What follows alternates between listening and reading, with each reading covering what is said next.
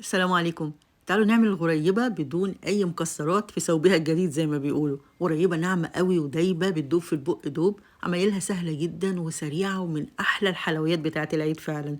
هقول لكم على شوية أسرار كده إزاي ما تفرش منكم وإزاي النقشة دي تفضل مستمرة على طول، وكمان إزاي تبقى دايبة قوي كده. يلا بينا. أول حاجة هجيب كوباية سمنة وتكون لسه خارجة من التلاجة، سمنة من الزبدة يا جماعة، عشان الزبدة هيبقى فيها نسبة مية والمية في الوصفة دي هتخليها ناشفة مش دايبة زي ما احنا عايزين.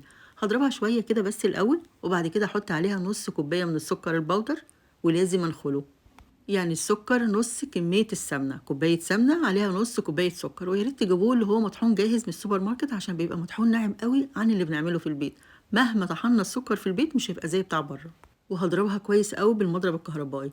بصراحة ما ينفعش هنا غير المضرب الكهربائي عشان هو ده اللي بيخليها هشة قوي كده، وهتبقى شبه الكريم شانتيه كده. يعني أنا دلوقتي لما أقلب لكم البولة هتلاقوها زي الكريم شانتيه، مش بيقع خالص.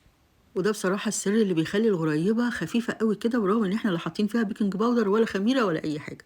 بعد كده احط عليها رشة فانيليا، وبعدين بقى احط كوبايتين من الدقيق. يستحسن طبعا يكون دقيق فاخر او دقيق كحك والبسكويت، بلاش يا جماعة اي نوع تاني من الدقيق.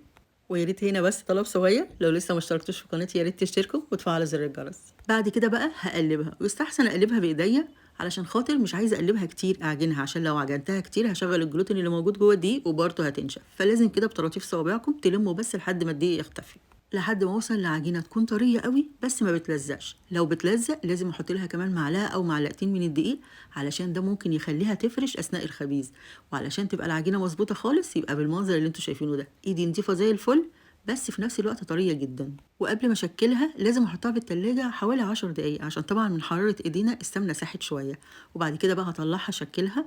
انا النهاردة مش هحط فيها اي مكسرات، انا هجيب التاب بتاع الكريم شانتيه واحطه في شوية دقيق، وبعد ما اكور قطعة كده من العجينة هحط كده التاب فيها، اعملها يعني زي شكل. لو انتم مش عندكم التاب ده مش مشكلة خالص، احنا ممكن نعمله برضو بالطريقة التقليدية جدا. وعايزه اقول لكم على حاجه، لو كورتوها ولقيتوها بتشقق هتعملوا ايه؟ هتحطوا حوالي معلقه او معلقتين سمنه تاني لحد ما تظبط معاكم العجينه. يعني لو بتشقق تحطوا لها سمنه، ولو بتلزق قوي تحطوا لها دقيق، لان الدقيق بيختلف من نوع للتاني، وممكن يكون امتصاصه للسوائل اكتر او اقل. وبعد ما تخلصوا بقى التشكيل خالص لازم تحطوها في التلاجة مش أقل من ربع ساعة، ودي مهم جدا علشان خاطر طبعا برضو ساحت شوية، فلو حطيناها في الفرن على طول هتفرش منكم. حطوها بقى في التلاجة 10 دقايق ربع ساعة، وبعدين طلعوها وحطوها في الفرن على درجة حرارة من 160 ل 170. هتاخد حوالي 10 12 دقيقة. الغريبة ما بتاخدش لون خالص يا جماعة. وبرضه بصوا عليها بعينيكوا كده، اول ما تنشف طلعوها على طول. الغريبه بيبقى لونها جميل قوي كده، وما بحطهاش طبعا تحت الشوايه ولا اي حاجه، ومن تحت كده بتاخد زي لون اشقر خفيف جدا. شايفين الغريبه؟ شايفين اللون ده مظبوط جدا ومن غير اي مكسرات، شكلها قمر وتحفه دايبه دوب، بجد من اسهل حلويات العيد. اول حاجه بس تظبطوا المقادير، ان هي تبقى كوبايتين دقيق، كوبايه سمنه، نص كوبايه سكر، ورشه فانيليا، وتضربوا كويس قوي السكر مع السمنه كويس جدا زي ما شفتوا في اول الفيديو. وبعد كده تحطوها في التلاجة، واول ما تخرجوها وتشكلوها تحطوها تاني في التلاجة. بجد تحفه. وهنجيبها من بره بسعر غالي جدا، نعملها في البيت، ما هي سهله اهي، طلعت سهله وجميله وقمر ومش مكلفه خالص. يا رب تكون عجبتكم، ما تنسوش بس تبعتوها لكل حبايبكم.